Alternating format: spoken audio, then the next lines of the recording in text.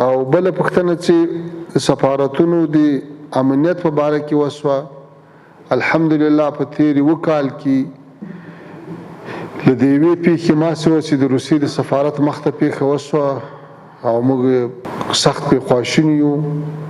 د روسیې د بهرنیو چارو له وزیر سره مې ټلیفوني اړیکې ونیولې. هغوی ډاډه سو چې په آینده کې به امنیت ته ښه توجه وي انشاءالله. نور په تیر وکال کې یوه پیښه موږ داسې نه لرو چې کوم بهرني ته دې ضرر رسېدلی وي، کوم سفارت ته یا کومې مؤسسې ته یا کوم فرد ته. د وروستۍ پیښې په هکله باید ووایو چې د روسیې سفارت مخې ته چې وسوه، دا پیښه هم د روسیې په سفارت کې دننه نه ده سوې، د روسیې د سفارت په دروازه کې حتی نه ده سوې. دا پیښه هم د سفارت نه د باندې بلکې د سفارت او د پیښې تر مابین سړک تیر سوی ده، نو ښه په فاصله کې سوې ده. خو به هر حال په آینده کې به له دې نه هم زیاته توجه کیږي.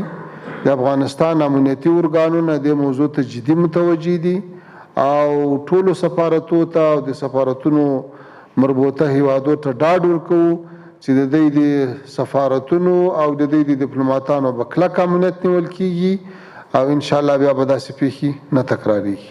پاکستان سره د سوداګري راکړې ورکړې او یا د سوداګرو د تګ راتګ موضوع ده. په دې کې هیڅ شک نشته چې د سوداګرۍ لارې کې وخت ناوخته پیچلتیا رامنځته سوې ده او بیا حل سوې ده. خو اوس موږ په دې توانېدلي یو چې الحمدلله